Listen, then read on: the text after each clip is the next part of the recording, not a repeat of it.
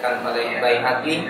Hadis ini terdapat dalam kitab Nurul Iman dalam hadis yang ke-1741, ketika Rasulullah Shallallahu Alaihi Wasallam mengajak para sahabat ahduru ila mimbar. Kata Rasul, hadirilah mimbarku, hadirilah mimbarku, kata Rasul. Maka sahabat pun ikut bersama-sama menghadiri sahabat Rasul tersebut. Kemudian ketika Rasulullah Shallallahu Alaihi Wasallam hendak khutbah naik ke tangga pertama, Rasul berkata amin. Naik ke tangga yang kedua, Rasul berkata amin. Naik ke tangga yang ketiga, Rasul berkata amin. Summa nazala, kemudian Nabi turun kembali. Dalam riwayat hadis ini dikatakan fa'allama irtaqat darajah faqala amin, kata Rasul. Ketika Nabi naik ke tangga yang pertama, Nabi berkata amin. Fa'allama irtaqat darajah sani, ketika Nabi naik ke tangga yang kedua, Nabi berkata amin. Ketika Nabi naik ke tangga yang ketiga, fa'allama irtaqad darajah salis faqala amin. Maka Nabi pun berkata amin 3 kali. Kemudian Nabi turun. Para sahabat ikut bertanya, ya Rasul, tidak ada angin, tidak ada hujan, engkau berkata amin 3 kali. Apa yang kau aminkan ya Rasulullah? Lalu apa kata Rasulullah? Wahai para sahabat, ketika aku naik tangga pertama, kedua, dan ketiga, aku mendengar doa yang dibacakan oleh malaikat Jibril. Aku aminkan doa tersebut. Apa doanya? Ketika Nabi naik ke tangga yang pertama, bu'dan, celakalah liman adraka Ramadan, orang yang berjumpa dengan Ramadan, orang yang bertemu dengan Ramadan. Dia berpuasa di bulan suci Ramadan, malamnya dia qiyamul lail, tarawih, tadarus Al-Quran. Namun apa kata Rasul? Falam yughfar lahu, tapi dia tidak mendapat ampunan dari Allah. Allah berikan kesempatan kepadanya bertemu dengan Ramadan, tapi tidak mendapat ampunan dari Allah. Kenapa? Mungkin bisa jadi sebelum dia masuki bulan suci Ramadan, dia lupa bahwasanya ada hablum minallah, ada hablum minannas. Ada hubungan baik dengan Allah, ada hubungan baik dengan sesama manusia. Makanya menjelang Ramadan hendaknya kita memperbanyak meminta maaf, baik kepada orang yang terdekat dengan kita. Siapa orang yang terdekat dengan kita? Waktu saya berikan tausiah pengajian, saya tanya kepada jamaah, siapa orang yang paling dekat dengan kita? Ada yang mengatakan tetangga. Jadi kalau ada ditanya siapa orang yang paling dekat dengan kita adalah tetangga, itu salah. Seharusnya yang paling dekat dengan kita siapa? Suami, istri, itu yang paling dekat dengan kita. Jadi kalau ada ditanya siapa yang paling dekat dengan kita? Tetangga, maka ada lagunya. Apa lagunya?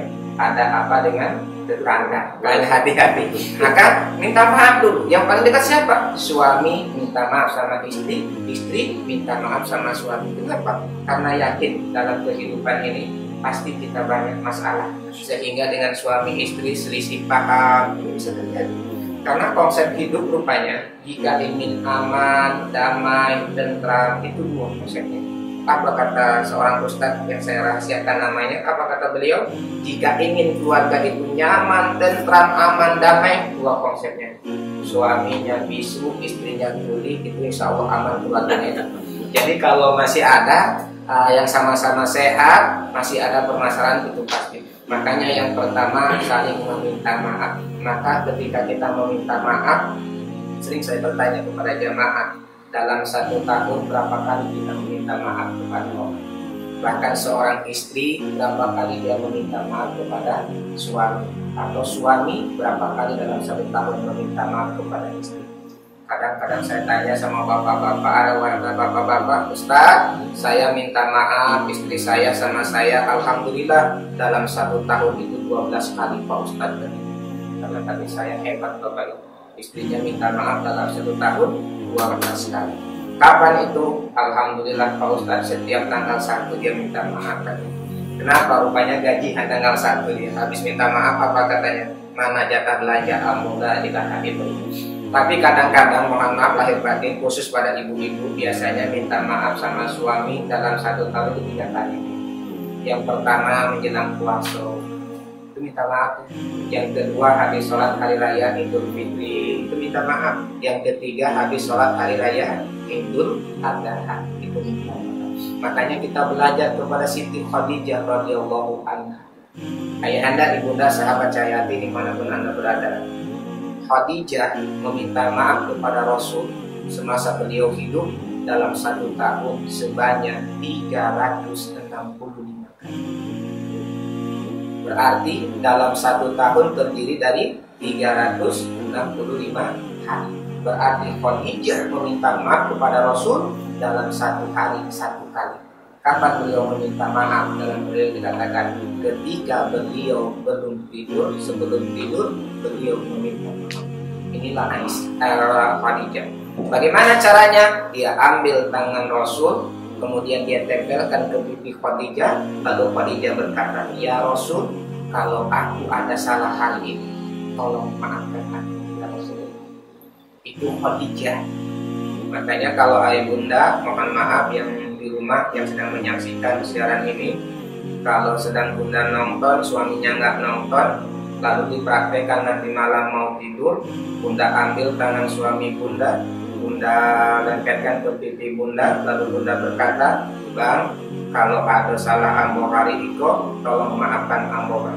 Insya Allah suami bunda akan memegang kening bunda. Apa kata suami bunda? "Allah sakit dong, Allah sakit." Kalau contoh pun tak lama lagi, jadi kau meninggalkan perang yang tak elok. Tapi begitulah Khadijah meminta maaf kepada Rasul. Maka yang pertama, agar puasa kita diterima oleh Allah, istri minta maaf kepada suami, suami meminta maaf kepada istri. Kemudian dengan siapa? Tetangga kita. Isnani la yanzurullahu ilaihima yaumal qiyamah, kata Rasulullah. Ada 2 golongan manusia pada hari kiamat kelak tidak akan diperhatikan oleh Allah, tidak akan dipandang oleh Allah. Sahabat bertanya, "Mahu ya Rasul?" Siapa saja itu wahai Rasul? Yang pertama adalah qati'ur rahim, orang yang memutuskan hubungan silaturahmi.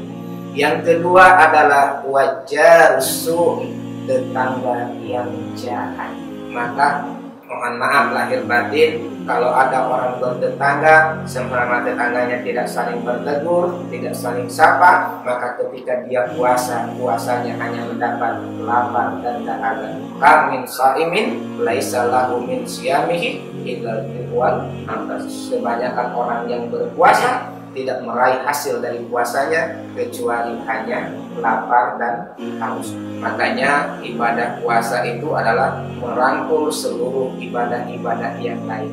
Kalau orang sedang berpuasa, ketika dia lewat di lampu merah, ada uang, ada orang minta bersedekah, minta sedekah, kita mau mengeluarkan sedekah. Kenapa? Karena kita sedang puasa. Maka orang yang berpuasa merangkul seluruh ibadah yang lainnya, plusnya dia akan terhindar dari perbuatan maksiat. Contoh, ketika ada orang berpuasa habis sholat zuhur, ada orang ngajak gosip, "Bubuk sinilah apa? Nengok waktu tanggal subuh itu." Semakin menjadi dia pergi pagi pulang pagi, pergi pagi pulang pagi. Apa kata ibu yang puasa tadi? "Bu, mohon maaf, saya lagi puasa, saya tidak mau gosip, takut puasa saya rusak. Kalau mau nanti habis maghrib ya kita kumpul kembali." Dia jaga puasanya. Kenapa? Karena dia takut rusak puasanya. Maka yang pertama, doa yang dibacakan oleh malaikat Jibril diaminkan oleh Rasulullah SAW. Dan liman adraka Ramadan falam yughfar lahu. Celakalah orang yang bertemu dengan Ramadan, orang yang berjumpa dengan Ramadan, tapi dia tidak mendapat ampunan dari Allah Subhanahu wa taala.